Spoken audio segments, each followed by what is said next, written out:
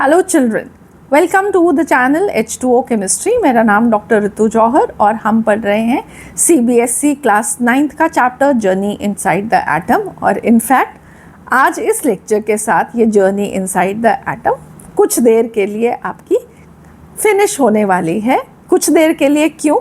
क्योंकि इसमें बहुत कुछ है जो कि आप पढ़ सकते हो, पर अभी के लिए क्लास 9th के लिए आज हमारा लास्ट लेक्चर है जिसमें हम पढ़ाई करने वाले हैं। I will take one more lecture, that is lecture number 10, जहाँ पे मैं NCERT की जो बैक एक्सरसाइजेज हैं वो भी आपके साथ डिस्कस करूँगी। बट थियरी वाइज आज हमारा लास्ट लेक्चर है जिसके अंदर हम आज पढ़ने वाले हैं average atomic mass and isobars. So पिछले लेक्चर में हम लोगों ने बात की थी एटॉमिक मास की, कि एटॉमिक मास क्या होता है, simply the mass of an atom.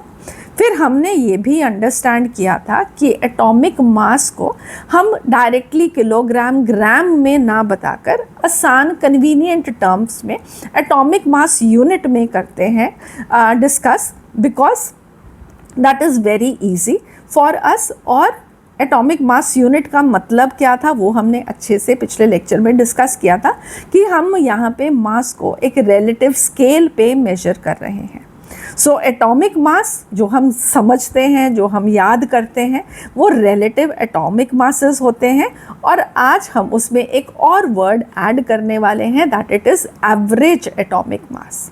तो ये एवरेज वर्ड क्या है ये हम अंडरस्टैंड करेंगे। और एक और टर्म, बिल्कुल जैसे पिछले लेक्चर में हमने आइसोटोप्स की बात की थी, तो आज के लेक्चर में हम आइसोबार्स की बात करेंगे।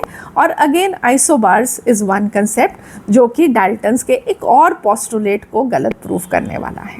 ठीक है, तो चले पढ़ते हैं आज इंटरेस्टिंग लेक्चर।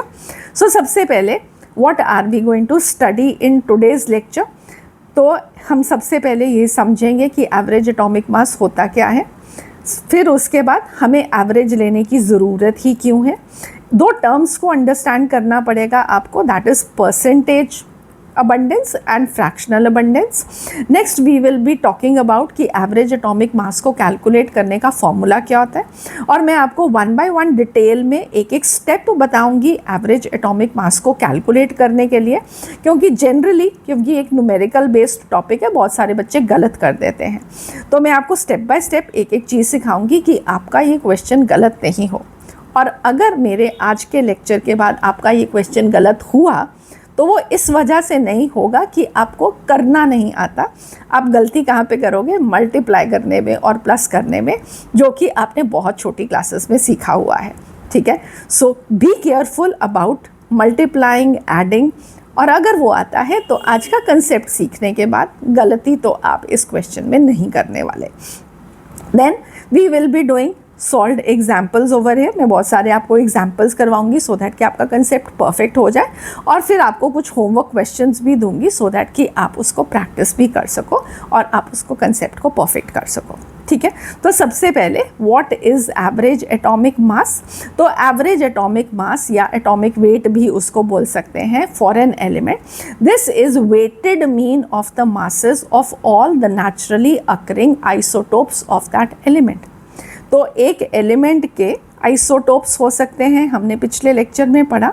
तो उन सारे आइसोटोप्स जो कि नेचुरली अकर करते हैं उसका हम एक वेटेड मीन लेते हैं। अब ये वेटेड मीन क्या है ये मैं अभी आपको समझाती हूँ। ठीक है, so since most of the elements exist in nature as a mixture of isotopes, इसलिए हमको उनके आइसोटोप्स के अलग अलग मासेस होते हैं और हमने उनकी एवरेज लेनी है। ठीक है, तो why do we need an average? Isotopes they occur in different abundances. ठीक है, नेचर में उनकी अबंडेंस में डिफरेंस है। मतलब कि अगर एक आइसोटोप, आपने क्लोरीन का यहाँ पे एग्जाम्पल देख रहे हो, तो क्लोरीन के दो आइसोटोप्स मैंने यहाँ पे लिए, एक Cl35 एंड एक क्लोरीन 37। एक का मास 35, एक का मास 37। ठीक है, बट नेचर में ये दोनों बराबर परसेंटेज में एग्जिस्ट नहीं करते। ओके किस परसेंटेज में एग्जिस्ट करता है क्लोरीन? 35, दैट इज अप्रॉक्सीमेटली 75%, और जो 37 वाला क्लोरीन है दैट इज अप्रॉक्सीमेटली 24.23%। तो एक मान लो कि 75% है तो दूसरा 25% है, तो नेचर में इनकी अबंडेंस बराबर की नहीं है। तो आप समझो जैसे कि मेरे पास एक थैला है और उसके अंदर मैंने 100 बॉल्स डाली हुई हैं ऑफ डिफरेंट कलर्स, ठीक है, एक ब्लू बॉल है, एक पिंक बॉल है, ठीक है, और जो ब्लू बॉल्स हैं वो 75 हैं और जो पिंक बॉल्स हैं वो 25 हैं। तो अगर आपने उनके मासेस का परसेंटेज लेना होगा तो आपको उनके नंबर को भी तो अकाउंट फॉर करना पड़ेगा जब आप उसका एवरेज लोगे, ठीक है। So isotopes of an element they have different masses, they are present in different amount abundances in nature, therefore a single isotope does not represent the element in nature।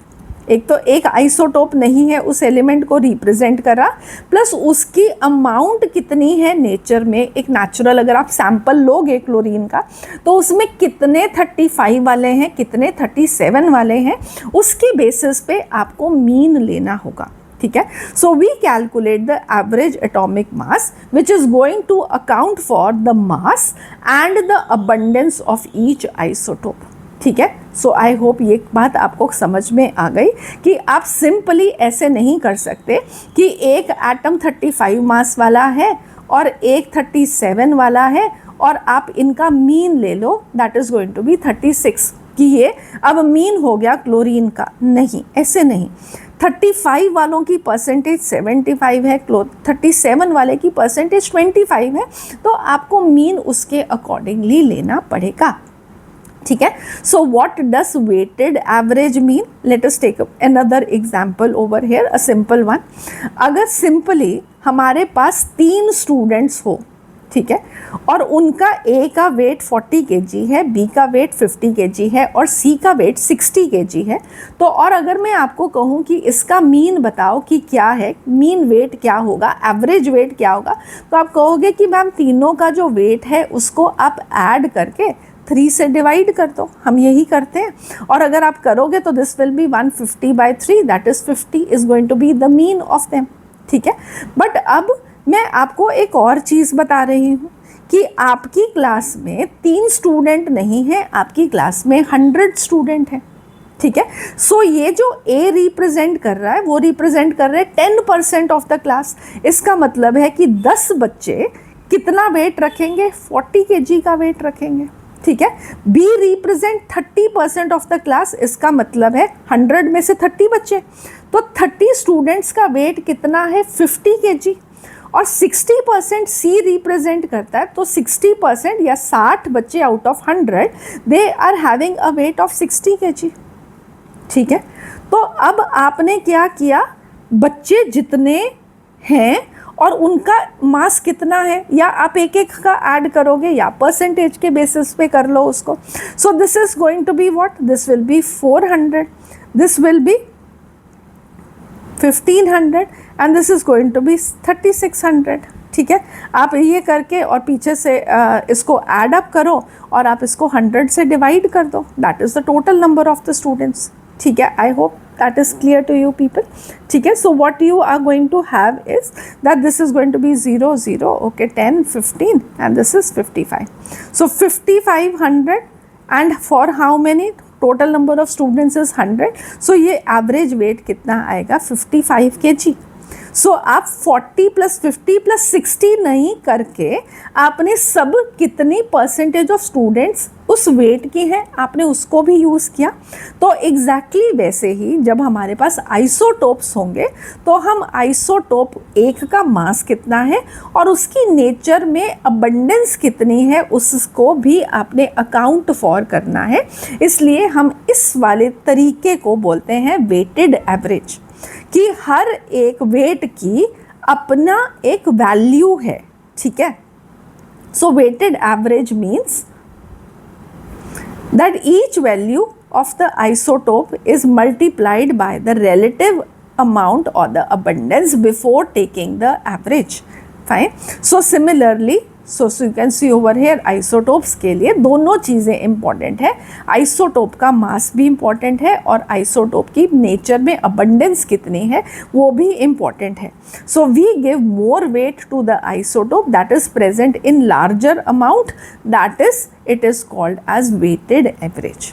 So average atomic mass is going to consider both the mass of the isotope as well as how much the isotope is present in nature। ठीक है, समझ में आ गया कि हमने average atomic मास क्यों लेना है। नंबर 1, आइसोटोप्स का मास डिफरेंट है और सारे के सारे आइसोटोप्स उस एलिमेंट को रिप्रेजेंट करते हैं, प्लस आइसोटोप्स की नेचर में अबंडेंस डिफरेंट है, हमने उसको भी अकाउंट फॉर करना है जब हम एक सैंपल की बात करेंगे। ठीक है, so now the two terms percentage abundance and fractional abundance. So percentage abundance आपको नेचर में दी जाएगी कि जैसे कि क्लोरीन की 75% है फॉर Cl35 और 37 की 25% है। ठीक है, तो वो परसेंटेज अबंडेंस है। तो परसेंटेज अबंडेंस इज कि out of 100 how much is going to be the percent of that sample. So percentage abundance से इस फॉर्मूला को जो हमने कैलकुलेट करना है to calculate the average atomic mass, वहाँ पे हमको फ्रैक्शनल अबंडेंस चाहिए। ठीक है, so to use the formula for the average atomic mass we must convert percentage abundance into fractional abundance, that is the decimal form. So fractional abundance क्या होगी, percentage abundance को 100 से डिवाइड कर दो। ठीक है, और move the decimal 2 places to the left. What that means is अगर percentage abundance 25% है तो that is going to be 25 out of 100, that is 0.25। या simply आप क्या कर सकते हो कि 25 से लेफ्ट की तरफ 2 डेसिमल पॉइंट ले जाओ तो 0.25 हो गया। ठीक है, सो 25/100 इज कि आपने 5 के बाद डेसिमल पॉइंट है 2 प्लेसेस उसको शिफ्ट कर लेना है। सो वी हैव 75.77%, तो ये डेसिमल पॉइंट कहाँ पे आ जाएगा, 75 के आगे। So this is going to be 0.7577। 24.23% would mean कि आप इस डेसिमल पॉइंट को 2 प्लेसेस और टू द लेफ्ट शिफ्ट कर दो। सो दिस इज 0.2423। या सिंपली अगर आपको यही समझ में आता है तो आप उसको 100 से डिवाइड करके भी आप डेसिमल पॉइंट को ही शिफ्ट कर रहे होंगे। ठीक है, सो जिस तरीके से आपको कंफर्टेबल लगे, बट आपको इस फॉर्मूला के लिए करना क्या है, जो भी परसेंटेज अबंडेंस गिवन होगी आपने उसको फ्रैक्शनल अबंडेंस में चेंज कर लेना है। ठीक है, so now what is the formula for the average atomic mass. Average atomic मास के लिए जो फॉर्मूला है that is the summation of, ये क्या साइन शो करता है, सम, सब चीज़ों का सम। किसका सम करना है, पहले आपको एक इंडिविजुअल आइसोटोप का मास लेना है, उसको उसकी फ्रैक्शनल अबंडेंस से मल्टीप्लाई करना है। आपको पास 2 आइसोटोप हैं तो 2 आइसोटोप्स के लिए ये करो, 10 आइसोटोप हो तो 10 आइसोटोप्स के लिए हर एक आइसोटोप के मास को उसकी फ्रैक्शनल अबंडेंस से मल्टीप्लाई करो और फिर वो जो आंसर्स आएंगे उन सारों को ऐड कर दो। ठीक है, सो AAM average atomic mass, this sign, this shows summation or addition of all the naturally occurring isotopes. Isotopic mass, mass number of each isotope, fractional abundance, decimal abundance of each isotope, not percentage abundance। ठीक है, अगर हम percentage abundance use करते हैं तो summation करके हम सारे को 100 से डिवाइड भी कर सकते हैं, आप ऐसा भी कर सकते हो। मैंने एक क्वेश्चन में इस तरीके से भी सॉल्व किया है, बट बाकी सब में मैंने जिस तरीके से किया है that is going to be, पहले आपने फ्रैक्शनल अबंडेंस लिख लिया, आइसोटोप के मास से उसको मल्टीप्लाई कर दिया, सब आइसोटोप्स के लिए ये किया, फिर उन सब को आपने वैल्यूज़ जो आएंगी उनको एड अप कर दिया। सो यू विल, जो भी आपके पास आया that is going to be the average atomic mass। ठीक है, so always use fractional abundance in the formula, not percentage, and sum of all the fractional abundances is going to be equal to 1.000। so you have to just check it कि आपने सही किया है, क्योंकि सारी fractional अबंडेंसेस जितनी आ रही हैं उसका आंसर 1 होगा या the percentage has to be 100%। ठीक है। So this formula will give us the weighted mean of all the masses of all naturally occurring isotopes of the element. तो जो आंसर आएगा that will be the average atomic mass. ठीक है, तो step by step मैं आपको method दोबारा से भी बता देती हूँ, लिखा हुआ तरीका होगा तो आप गलती नहीं करोगे। ठीक है, तो स्टेप 1 इज कि आप सारे आइसोटोप्स ऑफ द एलिमेंट को लिखो, आप उनके मास नंबर्स को और उनके परसेंटेज अबंडेंसेस को डेटा में से ध्यान से लिखो। ठीक है, स्टेप नंबर 2, आप कन्वर्ट करो percentage abundance of each isotope into fractional abundance. किस तरीके से करोगे? By shifting the decimal places 2 places to the left और simply divide by 100। Step number 3, mass number of each isotope को उसके फ्रैक्शनल अबंडेंस से आप मल्टीप्लाई करोगे, जिससे आपको उस आइसोटोप की वेटेड वैल्यू मिलेगी। Step number 4, add all the weighted values. This is going to be the average atomic mass and then write the answer with appropriate significant figures. Significant figures में आपको अभी details नहीं मालूम है, जब आप 11th में हो जाओगे तो एक significant figures नाम का एक टॉपिक भी आप पढ़ोगे, बट सिंपली अभी के लिए आप उन्हें राउंड ऑफ करके जिस तरीके से आप 2 decimal point तक जनरली आंसर लिखते हो, आपको इस तरीके से आंसर लिखना है। ठीक है, so in short, list all the isotopes, convert percentage to fractional abundance, next mass into fractional abundance for all the isotopes, add all the values, the answer is going to be average atomic mass। ठीक है, हो गया। करें अब practice, steps याद हो गए सारे के सारे। चलो, तो सबसे पहला step, example that we are going to use is for chlorine. So chlorine के नेचर में 2 आइसोटोप्स हैं, जैसे अभी हमने एग्जाम्पल में किया, one is chlorine 35 and the other is chlorine 37। एक का मास नंबर इज़ 35, दूसरे का मास नंबर इज़ 37। ठीक है, सो आइसोटोप आ गया, मास नंबर आपने लिख लिए, प्लस आपको डेटा में परसेंटेज अबंडेंस गिवन होगी, तो percentage abundance is 75.77 for 35 and 24.23% for Cl37। ठीक है, सो ये आपके पास डेटा 2 आइसोटोप्स, आइसोटोप का कितनी नेचर में अबंडेंस ये हमने डिस्कस कर लिया। क्योंकि ये अबंडेंसेस 50-50% नहीं है, ये बराबर नहीं है, तो हम इनका सिंपल एवरेज नहीं ले सकते।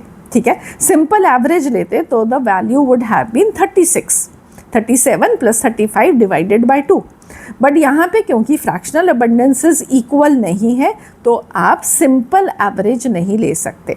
ठीक है, so to find the average we are going to take account for the mass and the percentage abundance. ठीक है, so step 1 is completed. Now we go on to step 2। हम क्या करेंगे? परसेंटेज अबंडेंस को फ्रैक्शनल अबंडेंस में convert करेंगे। ठीक है, वो कैसे करोगे? डिवाइड बाय 100 करके या simply decimal point two the left shift करके। ठीक है, सो अगर मैं इसको लेफ्ट में शिफ्ट करती हूँ तो सिंपली ये यहाँ पे है, तो आप इसको यहाँ पे लिख दोगे, दिस विल बी 0.7577, जो कि यहाँ पे हमने लिखा है। अगर आपने लेफ्ट में इसकी 2 डेसिमल पॉइंट शिफ्ट किए तो 0.2423 ये आपकी वैल्यू आ गई। ठीक है, तो आपको 2 decimal points for divided by 100 आपने लेफ्ट में शिफ्ट करना है। सो आई होप ये आपको क्लियर है। ठीक है, सो अब आपके पास फ्रैक्शनल अबंडेंस भी आ गई और आपके पास साथ में क्या आ गया? मास भी है और आइसोटोप का। ठीक, ओके, सो अब उसके बाद फटाफट से रिवाइज कर लो क्या करना था। हमने पहले आइसोटोप्स लिस्ट कर लिए थे, हमने उनके मास नंबर और परसेंटेज अबंडेंसेस लिख ली थी, डन हो गया। परसेंटेज अबंडेंस को हमने फ्रैक्शनल अबंडेंस में चेंज कर दिया। अब हमने क्या करना है? अगले स्टेप में आइसोटोप के मास को फ्रैक्शनल अबंडेंस से मल्टीप्लाई करना है, और दूसरा स्टेप मतलब चौथा स्टेप जो होगा that will be add all the weighted values for each isotope. ठीक है, सो हम थर्ड और फोर्थ स्टेप द कैलकुलेशंस करते हैं। सो थर्ड स्टेप में क्या था? मास नंबर को फ्रैक्शनल अबंडेंस से मल्टीप्लाई करना और अपना आंसर लिखना। यहाँ पे गलती नहीं होनी चाहिए। ठीक है, तो मल्टीप्लाई प्लीज़ ध्यान से करना कि गलती नहीं करो। 37 को आप 0.2423 से मल्टीप्लाई करोगे, आपके पास वैल्यू आ जाएगी। फिर ये जो वैल्यूज़ आई आपने उनको ऐड कर देना है। जब आपने ऐड किया तो जो आंसर आया that is all that we have for the average atomic mass. ठीक है, सो क्या है average atomic mass? Summation of the mass of each isotope into the fractional abundance। mass को fractional abundance से multiply करो, सारे answers को add up कर दो, तो what you get is the average atomic mass। so average atomic mass for chlorine is 35.4846, जिसको हम approximately 35.5 लिखते हैं। ठीक है, is that clear? चलो, all right, right। So we have successfully calculated the weighted average. Yes, we have done that. So now I would want, it's your turn, कि आप magnesium के लिए,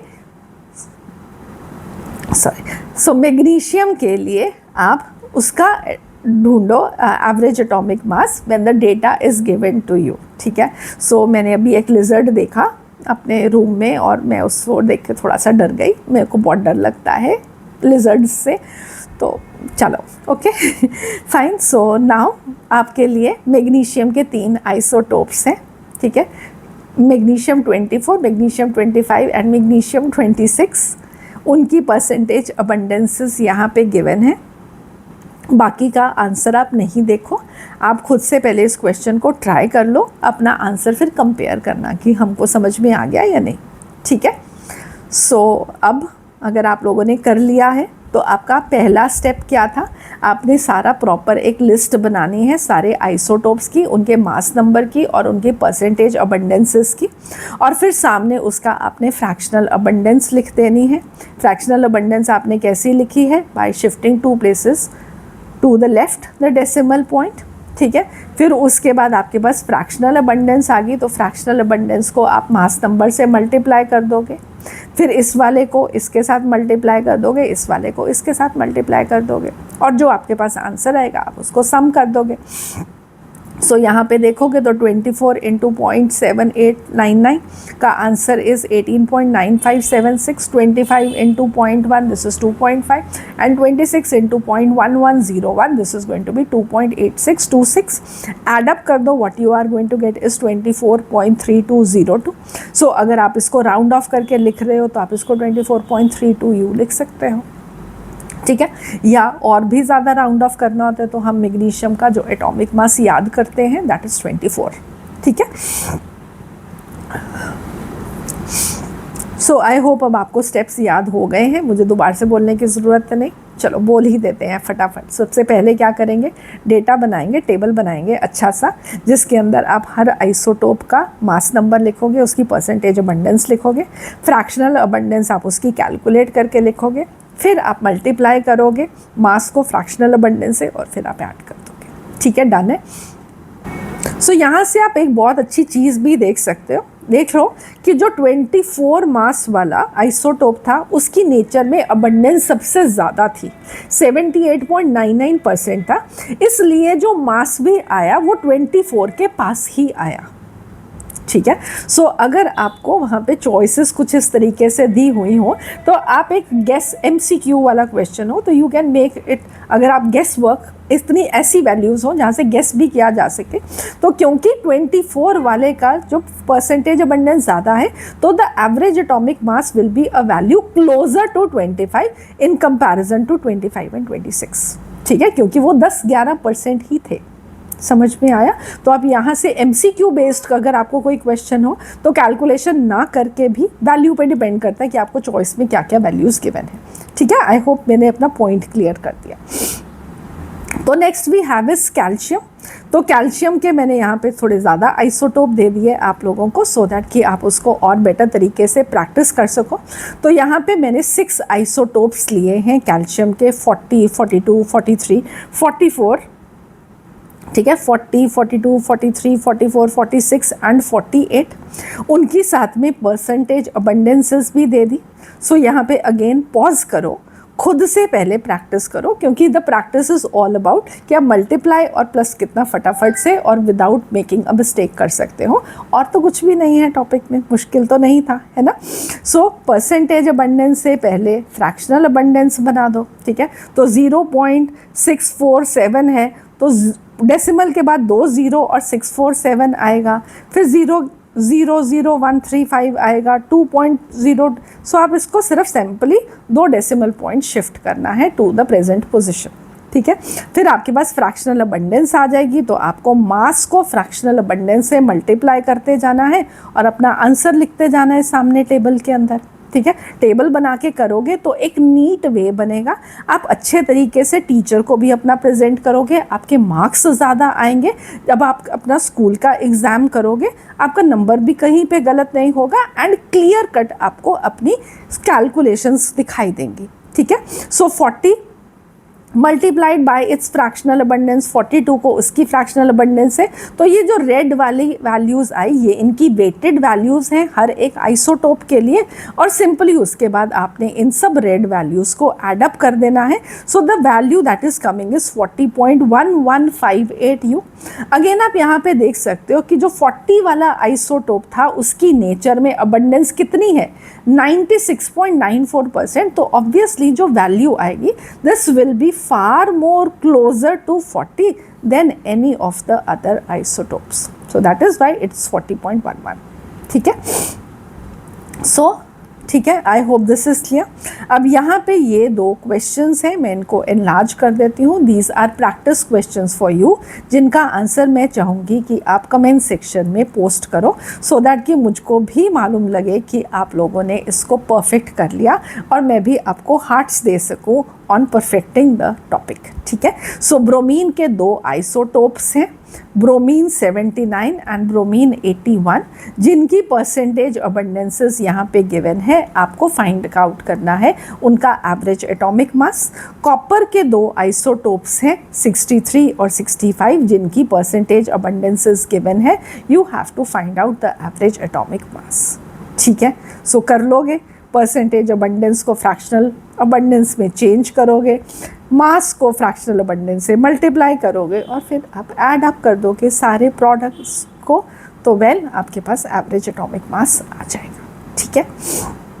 चलो, सो एनसीईआरटी भी अब आपको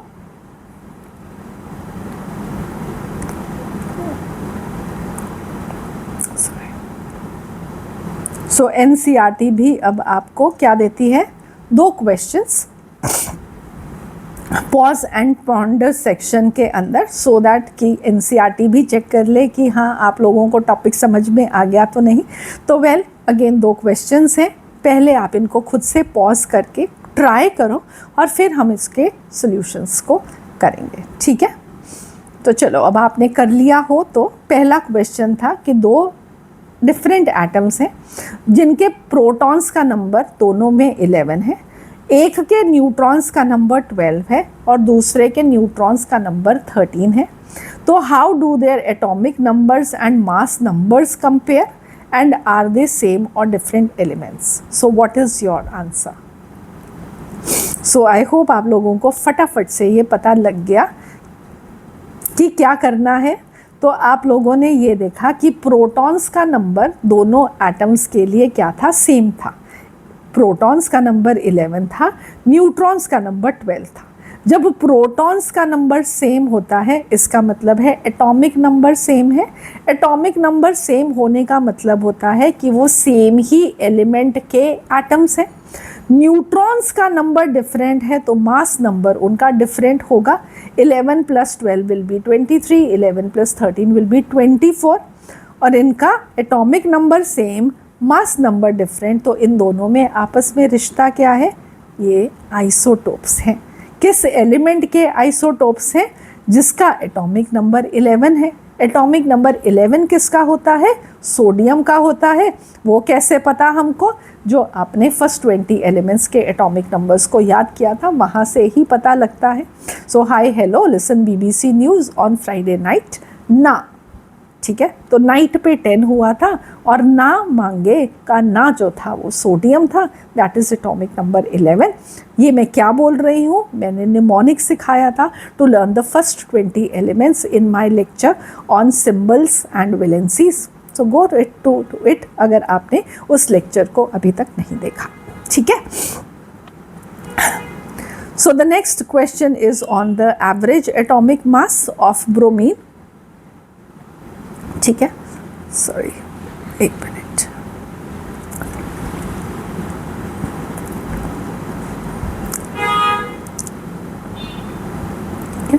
So your next question was if bromine is available in the form say of 2 isotopes। तो मैंने आपको एग्जाम्पल खुद से प्रैक्टिस करने के लिए इससे पहले ब्रोमीन का ही दिया था, बस सिर्फ फ्रैक्शनल परसेंटेज अबंडेंसेस डिफरेंट है, तो एग्जैक्टली सेम वे में आपको इसको करना था। और आई होप आप लोगों ने इसका आंसर करेक्टली ढूंढ लिया है। ठीक है, तो हमको क्या करना था, हमने पहले टेबल बनाना है आइसोटोप्स का, मास नंबर का, परसेंटेज अबंडेंस का। ठीक है, फिर आप क्या कर सकते हो, जो अब मेरा दूसरा तरीका मैं आपको वो बता रही हूँ क्योंकि आपने परफेक्ट कर लिया पहला तरीका। ठीक है, तो आप सिंपली इसको इसकी परसेंटेज अबंडेंस से मल्टीप्लाई कर सकते हो, इसको भी इसकी परसेंटेज अबंडेंस से मल्टीप्लाई कर सकते हो। फिर जो आंसर आएगा आप उसको ऐड अप करके सारे को 100 से भी डिवाइड करोगे तो भी बात एक ही है। ठीक है, हमने LCM लिया है of 100, so that is also one and the same thing. तो अगर आप वो ये करना चाहो तो आप ये भी कर सकते हो, multiply the mass by the percentage abundance and then जो भी, और फिर उन सब वैल्यूज़ को प्लस कर दो, और फिर फाइनली जो वैल्यू आपका पास सम आएगा उसको आप 100 से डिवाइड भी कर सकते हो। ठीक है, सो जो आपको तरीका पसंद है आप वो कर सकते हो। Okay, so this is how we calculate the average atomic mass. So the next we have is now,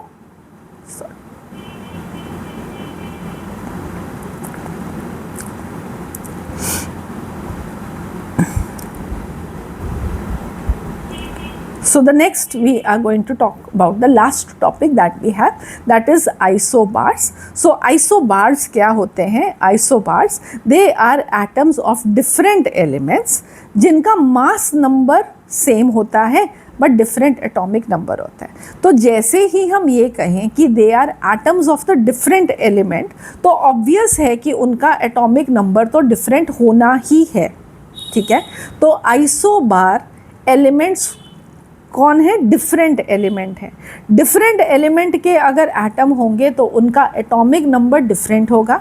अगर एटम सेम एलिमेंट के होते हैं तो उनका एटॉमिक नंबर सेम होता है। ठीक है, तो isobars they are atoms of different element, so they will have different atomic number. इनके अंदर सेम क्या होता है? इनके अंदर मास नंबर सेम होता है। ठीक है, आइसोटोप के अंदर एटॉमिक नंबर सेम था, मास नंबर डिफरेंट था। यहाँ पे आपने उल्टा कर देना है फॉर आइसोबार। ठीक है, सो सेम मास नंबर का मीनिंग कि प्रोटॉन्स और न्यूट्रॉन्स का नंबर सेम है। ठीक है, then sum of the protons and neutrons that is same. Different atomic number मतलब प्रोटॉन्स का नंबर डिफरेंट है, डिफरेंट मास नंबर नहीं, यहाँ पे सेम मास नंबर है। ठीक है, जब डिफरेंट मास नंबर होता था तब वहाँ पे डिफरेंट नंबर ऑफ न्यूट्रॉन्स होता था, जब हमने आइसोटोप्स के बारे में पढ़ा था। ठीक है, so for isotopes it was same chemical properties, different physical properties, but जब एलिमेंट ही डिफरेंट हो जाएगा, ठीक है, so this is not correct. Okay, so एक करेक्शन है यहाँ पे, आप एक मिनट यहाँ पे लिख सकते हो। ठीक है, so over here it is going to be same mass number. ठीक है, सेम मास नंबर है। Now you will have to calculate what is the number of the neutrons, so we are not talking about this over here. The chemical properties are going to be different क्योंकि they are atoms of different element. Protons का number different तो electrons का number different, electrons का number different तो valence electrons का number different, और valence electrons पे chemical properties depend करती हैं। So chemical properties are going to be different, and over here the physical properties also they are not going to be exactly the same। ठीक है, वो मास पे भी depend करती हैं फिजिकल प्रॉपर्टीज, बट वो एटम के एलिमेंट के ऊपर भी डिपेंड करती हैं कि वो एलिमेंट कौन सा है। तो well the physical properties also are going to be different. ठीक है, so atoms of different elements they have the same mass number but different atomic number, they are called as isobars. Okay, so example देखते हैं अब हमारे पास। So हमारे पास है calcium 2040। So what this means is atomic number is 20, the number of protons is 20 and the mass number is 40। So 40 minus 20 the number of neutrons is going to be 20। ठीक है, वी हैव 40 19 वाला calcium. सो यहाँ पे आप देख रहे हो कि मास नंबर कैल्शियम का और पोटाशियम का दोनों का सेम है। जनरली जो आप पोटाशियम का मास नंबर जब आप याद कर लोगे तो आप रियलाइज़ करोगे ये आप जो पोटाशियम का मास नंबर याद करते हो दैट इज़ 39, बट एक और आइसोटोप भी तो हो सकता है ना जिसका मास 40 है, ठीक है। सो पोटाशियम का mass number for this isotope is 40, so the atomic number is 19, the number of protons is 19, and because the mass number is 40, so 40 minus 19 it is 21, ठीक है। Then we have argon 40 and 18, so 18 atomic number of protons, and 40 minus 18, 22 is the number of neutrons. So what are you finding over here? The number of protons is also different and the number of neutrons is also different. The mass number is the same, ठीक है। So more practice questions. What I want you to do for these 8 things is pause करो और यहाँ पे check करो कि ये जो 8 सैम्पल्स ऑफ आपको एलिमेंट्स गिवन है इनमें से कौन से आइसोटोप हैं और कौन से आइसोबार हैं, ठीक है। So first of all you do it, which are isotopes and which set is of the elements are isobars. So this is the question that you have, okay. So I hope आप लोगों ने कर लिया। तो पहली चीज़ calcium and argon, दो different elements with the same mass number, they are going to be isobars, ठीक है। 39 and 40 पोटाशियम ही गिवन था, तो पोटाशियम ही जब गिवन है एटॉमिक नंबर तो ये क्या हो गया आइसोटोप, ठीक है। कैल्शियम 40 41, ठीक है, कैल्शियम ही है तो कैल्शियम का एटॉमिक नंबर तो सेम होना ही है, आइसोटोप, ठीक है। आर्गन और क्लोरीन दोनों के एटॉमिक नंबर डिफरेंट है, मास नंबर सेम है, तो ये क्या हो गया आइसोबार, ठीक है। Scandium titanium, SC is scandium और TI इज टाइटेनियम, ठीक है। ये भी आपने याद नहीं किए हुए हैं। So they are different elements, so different elements, क्योंकि अभी आपने सिर्फ 2 ही टर्म सीखी हैं। आप 11th 12th में आइसोटोन, आइसोडायफर ऐसे टर्म्स भी सीखते हो, तो अभी के लिए आइसोटोप और आइसोबार ही है। तो आइसोटोप और आइसोबार्स को ही सिंपली रिकॉग्नाइज करना होगा। तो जब 2 डिफरेंट एलिमेंट होंगे तो आइसोबार होगा, जब एलिमेंट सेम है तो ठीक है। कहीं पे आपको कन्फ्यूजन कुछ कोई गलत भी लिखा हुआ हो सकता है, तो वहाँ पे आपको क्लोरीन 17 और क्लोरीन ही 19 लिख दिया जाए तो उसको आपने गलत ही कर देना है, नॉट पॉसिबल, ठीक है। दिस इज़ जस्ट लाइक कि आपको सिर्फ चेक करने के लिए कोई आपको इस तरीके का भी क्वेश्चन गिवन हो तो। सो डिफरेंट एलिमेंट हैं तो दे आर आइसोबार्स, और यहाँ पे डिफरेंट एलिमेंट हैं सो दे आर आइसोबार्स, ठीक है। सो आइसोबार के अंदर आपके एलिमेंट डिफरेंट होगा, उनका मास नंबर सेम होगा, और क्योंकि एलिमेंट डिफरेंट है तो उनका एटॉमिक नंबर भी डिफरेंट होगा, ठीक है।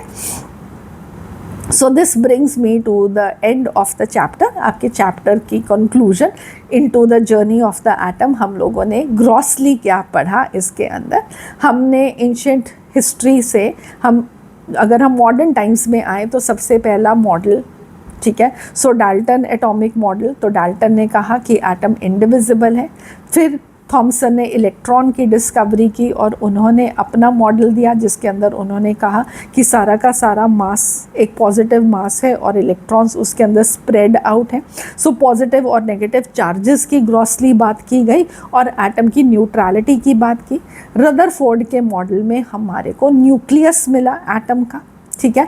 बोहर के मॉडल में इलेक्ट्रॉन्स की distribution into the energy levels मिले। इसके बाद अगला एटॉमिक मॉडल जो आप क्लास 11th में पढ़ोगे that will be the quantum mechanical model, जिसको हम आज फॉलो करते हैं।